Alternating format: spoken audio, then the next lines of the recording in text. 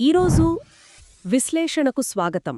మన ముందు ఎల్ అక్షరంతో మొదలయ్యే 15 పదాల జాబితా ఉంది. అవును. కానీ ఇది కేవలం పదజాల పాఠం కాదు. మనం ఈరోజు అంటే విపరీతాల భాషను అన్వేషించబోతున్నాం. ఆసక్తికరంగా ఉంది. వ్యాపారంలో అత్యధిక లాభాల నుండి కోపంలో తీవ్రమైన స్థాయిల వరకు ఎల్ అక్షరం మన అనుభవాల యొక్క శిఖరాలను, లోయలను నిర్వచించే పదాలను మనకు అందిస్తుంది. సరిగ్గా చెప్పారు. ఈ పదాలు మన ఆలోచనా విధానాన్ని ఎలా ప్రభావితం చేస్తాయో కూడా చూద్దాం. సరే, అయితే ఆశయాల ప్రపంచంతో మొదలుపెడదాం. వ్యాపారంలో, ఆర్థిక రంగంలో విజయం గురించి మాట్లాడేటప్పుడు కొన్ని పదాలు పదే పదే వినిపిస్తాయి. అందులో మొదటిది లూక్రేటివ్. సాధారణంగా దీన్ని లాభదాయకమైనది అంటాం. ఉదాహరణకు, సాఫ్ట్వేర్ డెవలప్మెంట్ ఒక లాభదాయకమైన కెరియర్ అని. కరెక్ట్. కానీ ఇది కేవలం ప్రాఫిటబుల్ అనడం కన్నా ఎక్కువ అనిపిస్తుంది. ఇందులో ఒక స్థాయి, ఒక స్కేల్ ఉన్నట్టుంది కదా. ఖచ్చితంగా.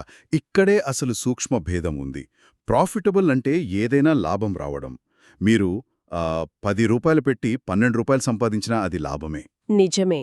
కానీ లూక్రేటివ్ అనే పదాన్ని వాడినప్పుడు మనం గణనీయమైన, ఆకర్షణీయమైన ఆర్థిక లాభాల గురించి మాట్లాడుతున్నాం. ఓ అంటే ఆ రంగంలో లేదా ఆ వ్యాపారంలో ఉన్న రాబడి అవకాశం చాలా ఎక్కువ అని చెప్పడానికి ఈ పదం వాడతారు. ఇది కేవలం మనుగడకు సరిపడ లాభం కాదు, సంపదను సృష్టించేంత లాభం. అంటే పెట్టుబడికి తగిన దానికన్నా ఎంతో ఎక్కువ ప్రతిఫలమన్నమాట. సరిగ్గా అదే. మరి అలాంటి లాభదాయకమైన ఫలితాలు సాధించడానికి మన దగ్గర ఉన్న వాటిని వాడుకోవాలి. ఇది మన తర్వాతి పదానికి దారితీస్తుంది, లెవరేజ్. లెవరేజ్. దీని ప్రయోజనం కోసం ఉపయోగించుకోవడం అంటారు. కానీ ఇదంత సులభమైన పదం కాదని నా ఉద్దేశం. ఇందులో ఒక వ్యూహం దాగి ఉంది. అవును. లెవరేజ్ అనే పదంలో తెలివి, వ్యూహం రెండూ ఉన్నాయి. ఇది కేవలం వనరులను వాడటం కాదు, ఉన్న కొద్దిపాటి వనరులతో గరిష్ట ఫలితాన్ని సాధించడం. మీ దగ్గర ఉన్న బలాన్ని ఒక వంకెగా ఉపయోగించి దానికన్నా పెద్ద భారాన్ని ఎత్తడం లాంటిది. ఓకే.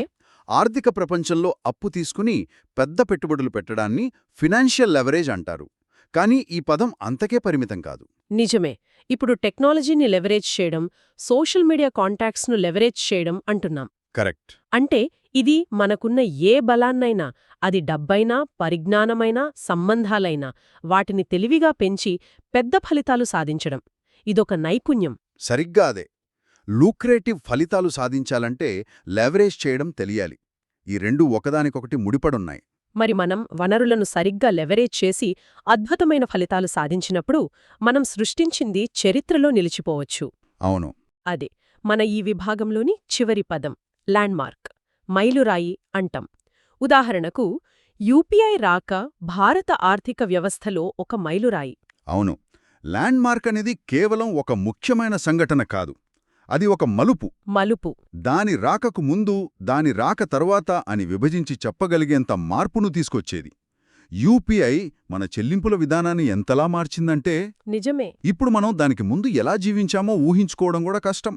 అలాంటి వాటిని ల్యాండ్మార్క్ ఆవిష్కరణలు లేదా సంఘటనలు అంటారు. అది చరిత్రగతిని మార్చేస్తుంది.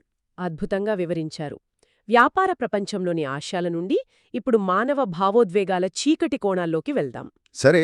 ఇక్కడే అసలు విషయం ఆసక్తికరంగా మారుతుంది. మనం తీవ్రమైన కోపం గురించి మాట్లాడాలనుకుంటే యాంగ్రీ అనే పదం సరిపోదు. అప్పుడు వాడే పదం లివిడ్. అవును. లివిడ్ అనేది కోపం యొక్క పరాకాష్ట. ఇది కేవలం చిరాకు, అసహనం కాదు, ఒక వ్యక్తి నియంత్రణ కోల్పోయేంత, ముఖం రంగు మారిపోయేంత. కరెక్ట్, ముఖం రంగు మారిపోయేంత తీవ్రమైన ఆగ్రహం. ఆసక్తికరమైన విషయమేమిటంటే, ఈ పదం లాటిన్ పదం లివిడస్ నుండి వచ్చింది. దాని అర్థం నీలమరంగు. వావ్, ఇది చాలా ఆసక్తికరంగా ఉంది. అంటే దెబ్బ తగిలినప్పుడు చర్మం నీలంగా మారినట్లుగా కోపంతో మనిషి పాలిపోయి నీలంగా కనిపిస్తాడనే భావన నుండి ఈ పదం పుట్టింది. అంటే ఆ పదం వెనుక ఒక దృశ్యం కూడా ఉంది. అతను నష్టాన్ని చూసి విపరీతమైన కోపంతో ఉన్నాడు అనడానికి బదులుగా హీ వాజ్ లివిడ్ అంటే ఆ తీవ్రత మొత్తం ఒక్క పదంలో తెలిసిపోతుంది. ఖచ్చితంగా. అంటే ఒకరు కొంచెం లివిడ్గా ఉండలేరు కదా, ఇది ఒక సంపూర్ణ స్థితి. అస్సలు ఉండలేరు. ఇది ఒక ఆల్ ఆర్ నథింగ్ పదం. మీరు లివిడ్గా ఉన్నారంటే మీరు కోపంతో ఊగిపోతున్నారని అర్థం. కోపం లాంటి తీవ్రమైన భావోద్వేగాల వెనుక కొన్నిసార్లు రహస్యమైన చర్యలుంటాయి. ఇది మన తరువాతి పదం వైపు నడిపిస్తుంది, లర్క్ అంటే దాక్కుని నక్కి ఉండటం.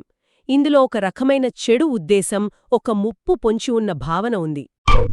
లర్క్ అనే పదంలో ఎప్పుడూ ఒక ప్రతికూల ఛాయ ఉంటుంది. దొంగ ఏటీఎం దగ్గర నక్కి ఉండటం, లేదా అడవిలో క్రూరమృగం పొదలచాటున దాక్కోవటం. ఈ రోజుల్లో డిజిటల్ ప్రపంచంలో కూడా వాడుతున్నారు. కరెక్ట్. ఎలాంటి కామెంట్లు, లైక్లు చేయకుండా సోషల్ మీడియా ప్రొఫైల్స్ను గమనించేవారిని లర్కర్స్ అంటారు. అక్కడ కూడా తెలియకుండా గమనిస్తున్నారనే భావన ఉంటుంది. ఈ నక్కి ఉండటమనేది కొంచెం నిష్క్రియాత్మకంగా ఉంటుంది. కాని దాదాపు అలాంటిదే ఇంకాస్త చురుకైన చర్యను సూచించే పదం లూర్. ఆ లూర్. దీని అర్థం ఆకర్షించటం లేదా ప్రలోభపెట్టటం. ఈ రెండు పదాలకు మధ్యున్న సంబంధం ఆసక్తికరమైనది. లర్క్ అనేది దాగి ఉన్న ముప్పు అయితే, లూర్ అనేది ఆ ముప్పు మిమ్మల్ని చురుకుగా తనవైపుకు లాక్కోవటం. ఓకే. డిస్కౌంట్ ఆఫర్లు వినియోగదారులను ఆకర్షిస్తాయనడం ఒక సాధారణ ఉదాహరణ. కానీ తరచుగా ఈ పదాన్ని ఒక ఉచ్చులోకి లాగడం అనే అర్థంలో వాడతారు. ఉదాహరణకు, నేరస్తులు అమాయకులను ప్రలోభపెట్టడం. అయితే దీనికి సానుకూల వాడుక కూడా ఉంది కదా, ద ల్యూర్ ఆఫ్ అడ్వెంచర్ అంటే సాహసం యొక్క ఆకర్షణ అన్నట్లుగా. తప్పకుండా. సందర్భాన్ని బట్టి దీని అర్థం మారుతుంది. కానీ చాలాసార్లు ల్యూర్ అనే పదంలో ఒక హెచ్చరిక ఉంటుంది. ఆ ఆకర్షణ వెనుక ఏదో ప్రమాదం ఉండొచ్చని. ఇప్పుడు ఈ భావోద్వేగాల విభాగంలో చివరి పదం. ఇది ఒక రకమైన భయాన్ని, ఆందోళనను సూచిస్తుంది. లూమ్. లూమ్ అంటే ఒక సమస్య లేదా ప్రమాదం పెద్దదిగా, భయపెట్టే విధంగా కనిపించడం. మార్కెట్పై కొత్త సంక్షోభం ముంచుకొచ్చింది అన్నట్లు. లూమ్ అనే పదం ఒక అస్పష్టమైన, కానీ తప్పించుకోలేని ముప్పును సూచిస్తుంది. ఆకాశంలో నల్లటి మేఘాలు కమ్ముకుంటున్నప్పుడు ఎలాగైతే తుఫాను రాబోతుందని తెలుస్తుందో, అవును, అలాగే ఒక పెద్ద సమస్య నెమ్మదిగా మనల్ని ఆవరిస్తోందనే భావనను ఇది తెలియజేస్తుంది. ఇది తక్షణ ప్రమాదం కాదు, కానీ భవిష్యత్తు గురించి తీవ్రమైన ఆందోళనను, అనిశ్చితిని కలిగిస్తుంది. అంటే దాని ఉనికి మనల్ని ఎప్పుడూ వెన్నాడుతూ ఉంటుంది. ఒక మానసిక భారం లాంటిది. కరెక్ట్. సరిగ్గా అదే. అద్భుతం. ఇప్పుడు మనం వస్తువులను, పరిస్థితులను వర్ణించడానికి ఉపయోగించే పదాలను చూద్దాం. ముందుగా మనస్సుకి ఆహ్లాదాన్ని కలిగించే కొన్ని పదాలతో మొదలుపెడదాం. సరే. ఈ పదాలు మన ఇంద్రియాలకు సంబంధించినవి. మొదటిది లషెస్. ఇది రుచికి సంబంధించింది. ఆ బేకరీలో రుచికరమైన పేస్ట్రీలు అమ్ముతారు. లషెస్ అంటే కేవలం టేస్టీ లేదా స్వీట్ కాదు. ఇందులో ఒక రకమైన సమృద్ధి, రసం, గొప్పదనమున్నాయి. బాగా పండిన మామిడి పండును లషస్ అనొచ్చు. ఈ పదం వినగానే నోట్లో నీళ్లూరి అనుభూతి కలుగుతుంది. ఇది రుచి యొక్క విలాసాన్ని సూచిస్తుంది. ఇప్పుడు కంటికి ఇంపుగా ఉండే పదం లస్టర్ అంటే మెరుపు లేదా కాంతి. కాలక్రమేణా ఆ పాత బంగారు నెక్లెస్ తన మెరుపును కోల్పోయింది. ఇక్కడ కూడా లస్టర్ అంటే కేవలం షైన్ కాదు. అది ఒక వస్తువు యొక్క సహజమైన, మృదువైన కాంతి. ఒక ముత్యం యొక్క మెరుపును లస్టర్ అంటారు. నిజమే. ఈ పదాన్ని మనం మనుషులకు కూడా వాడతాం.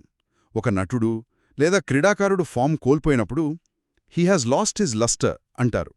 అంటే వారిలోని ఆ ప్రత్యేక ఆకర్షణ, ప్రతిభ తగ్గిపోయిందని. ఇక మూడో పదం పెరుగుదలకు, సమృద్ధికి సంబంధించింది. లగ్జూరియంట్. వర్షాల తర్వాత ఆ తోట సమృద్ధియైన మొక్కలతో, పచ్చదనంతో నిండి ఉంది. చాలామంది దీన్ని లగ్జూరియస్ అనే పదంతో తికమటపడతారు. ఇది చాలా ముఖ్యమైన వ్యత్యాసం. లగ్జూరియస్ అంటే విలాసవంతమైనది, ఖరీదైనది. అవును. కాని లగ్జూరియంట్ అంటే దట్టమైన, ఆరోగ్యకరమైన, సమృద్ధి అయిన పెరుగుదల. లగ్జూరియంట్ హెయిర్ అంటే ఒత్తైన, ఆరోగ్యకరమైన జుట్టు. లగ్జూరియంట్ వెజిటేషన్ అంటే దట్టమైన అడవి. ఓకే, అంటే ఇది ప్రకృతి యొక్క జీవశక్తిని, సంపన్నతను సూచిస్తుంది. సరిగ్గా. ఈ మూడు పదాలు లక్షస్, లస్టర్, లగ్జూరియంట్ ఒక రకమైన సహజసిద్ధమైన అందాన్ని, సమృద్ధిని సూచిస్తాయి. ఇప్పుడు దీనికి పూర్తి వ్యతిరేకమైన వాటికి వెళ్దాం. ఇవి అసమతుల్యతను, అసంబద్ధతను వర్ణిస్తాయి. మొదటిది లూడిక్రస్. హాస్యాస్పదమైనది. హాస్యాస్పదమైనది అనే అనువాదం సరిపోయినా దాని వెనక ఉన్న భావన చాలా లోతైనది. లూడిక్రస్ అంటే కేవలం నవ్వు తెప్పించేది కాదు. అంతేనా? ఒక విషయం ఎంత అసంబద్ధంగా, తెలివి తక్కువగా, నమ్మశక్యం కాకుండా ఉందంటే దాన్ని చూసి నవ్వాలో, ఏడవాలో తెలియని పరిస్థితి. అంటే ఒక రకమైన మేధోపరమైన తిరస్కారమన్నమాట. కరెక్ట్. ఆ రాజకీయ నాయకుడి వాదన హాస్యాస్పదంగా ఉంది అంటే ఆ వాదనలో ఎంతమాత్రం లాజిక్ లేదని అర్థం. నాకు ఈ మధ్య ఒక వార్తా శీర్షిక చూసి నిజంగానే లూడిక్రస్ అనిపించింది. ఇక ఈ విభాగంలో చివరి పదం లాప్సైడెడ్, లాప్సైడెడ్. అసమానమైనది. అవును. అంటే ఒకవైపుకు వంగి ఉన్నది, ఒక చిత్రం గోడపై వంకరగా వేలాడుతుంటే దాన్ని లాప్సైడెడ్ అనొచ్చు. కానీ ఈ పదం యొక్క అసలైన శక్తి అవునవును. దీని మనం కనిపించని విషయాలకు వాడనప్పుడే తెలుస్తుంది. ఉదాహరణకు, ఒక క్రికెట్ మ్యాచ్లో ఒక జట్టు 200 పరుగులు చేసి మరో జట్టు 20 పరుగులకే ఆలౌట్ అయితే అది లాప్సైడెడ్ విక్టరీ, ఏకపక్ష విజయం. అంతే. అలాగే ఒక ఒప్పందంలో ఒక పక్షానికి అన్ని ప్రయోజనాలు ఉండి రెండో పక్షానికి ఏమీ లేకపోతే దాన్ని లాప్సైడెడ్ అగ్రిమెంట్ అంటారు. ఇది అన్యాయాన్ని సూచిస్తుంది. ఖచ్చితంగా. ఈ పదం భౌతిక ప్రపంచం నుండి సామాజిక ఆర్థిక సంబంధాల వరకు విస్తరించింది. సరే, ఇప్పుడు మనం చివరి విభాగానికి వచ్చాం. ఇవి వ్యవస్థలు, నియమాలకు సంబంధించిన అధికారిక పదాలు. ఓకే. మొదటిది లెజిటిమైజ్, చట్టబద్ధమైనదిగా లేదా ఆమోదయోగ్యమైనదిగా చేయడం. లెజిటిమైజ్ అనేది ఒక శక్తివంతమైన ప్రక్రియ. అంతకుముందు సమాజం లేదా చట్టం అంగీకరించని వివాదాస్పదమైన ఒక విషయాన్ని అధికారికంగా గుర్తించడం. అంటే ఉదాహరణకు, ఒకప్పుడు అనధికారికంగా ఉన్న కాలనీలను ప్రభుత్వం రెగ్యులరైజ్ చేసినప్పుడు అది వాటిని లెజిటిమైజ్ చేసినట్లు. అంటే ఇది అంచుల్లో ఉన్నదాన్ని మయ్యస్రవంతిలోకి తీసుకురావడం లాంటిది. అవును. దానికొక సామాజిక, చట్టపరమైన ఆమోదాన్ని ఇవ్వడం. దీనికి సంబంధించిన మరో పదం అధికారంలో ఉన్నవారు చూపే గుణానికి సంబంధించింది. లీనియన్సీ. లీనియన్సీ. దయ. అవును. దయ లేదా నిబంధనలలో సడలింపు. అవును. లీనియన్సీ అనేది సాధారణంగా శిక్ష వేసే లేదా నియమాలను అమలు చేసే అధికారంలో ఉన్నవారు చూపిస్తారు. ఒక న్యాయమూర్తి నిందితుడి పట్ల దయచూపి శిక్ష తగ్గించవచ్చు. ఓకే. లేదా ఒక ఉపాధ్యాయుడు విద్యార్థి చేసిన చిన్న తప్పును మన్నించి మూల్యాంకనంలో లీనియన్సీ చూపవచ్చు. ఇది కఠినమైన నియమాల నుండి ఒక రకమైన మినహాయింపు. ఇది కనికరాన్ని, మానవత్వాన్ని సూచిస్తుంది. ఇక మన జాబితాలో చివరి పదం కొంచెం భిన్నంగా, చాలా ప్రాక్టికల్గా ఉంటుంది. లాబెటరీ. లాబెటరీ, స్నానాల గది. అవును, స్నానాల గది. ఇది చాలా అధికారిక పదం. మనం సాధారణంగా ఇంట్లో లాబెటరీ ఎక్కడా అని అడగం. కరెక్టే. కాని విమానాల్లో, రైళ్లలో లేదా కొన్ని బహిరంగ ప్రదేశాలలో సూచికలపై ఈ పదాన్ని చూస్తాం. ఇది బాత్రూం లేదా రెస్ట్రూంకు బదులుగా వాడే మరింత సాంకేతిక, అధికారిక పదం. కాబట్టి ఈ పదాల ప్రయాణాన్ని ఒక్కసారి వెనక్కి తిరిగి చూస్తే, మనం వ్యాపార ప్రపంచంలోని లుక్రేటివ్ శిఖరాల నుండి మొదలుపెట్టి లివిడ్, భావోద్వేగాల లోతుల్లోకి, లషస్, ఇంద్రియానందంలోకి, చివరికి లెజిటిమైజ్ చేసే వ్యవస్థల వరకు ప్రయాణించాం.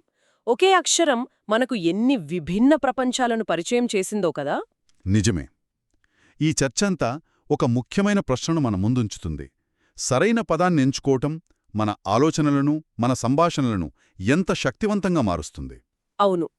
లివిడ్, ల్యాండ్మార్క్, లాప్సైడెడ్ వంటి ఒక్క పదం ఒక క్లిష్టమైన పరిస్థితిని లేదా భావనను తక్షణమే స్పష్టంగా తెలియజేయగలదు. నిజమే. ఈరోజు మనం చర్చించుకున్న పదాలు గమనిస్తే చాలా వరకు విపరీతాలను, అసమతుల్యతను సూచిస్తున్నాయి. ల్యూక్రేటివ్ అంటే విపరీతమైన లాభం, లివిడ్ అంటే విపరీతమైన కోపం, లుడిక్రస్ అంటే విపరీతమైన అసంబద్ధత. అవును, అన్నీ ఒక ఎక్స్ట్రీంలో ఉన్నవే. బహుశా విషయాలు వాటి సాధారణ స్థాయి నుండి విపరీత స్థాయికి చేరినప్పుడే వాటిని వర్ణించడానికి మనకు అంత ప్రత్యేకమైన పదాలు అవసరమవుతాయేమో అని ఆలోచించవచ్చు.